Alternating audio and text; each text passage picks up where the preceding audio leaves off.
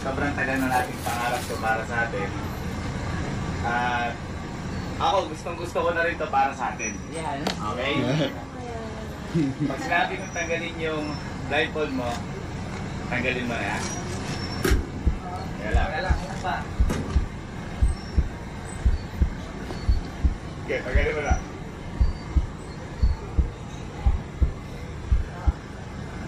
Bilang ka na.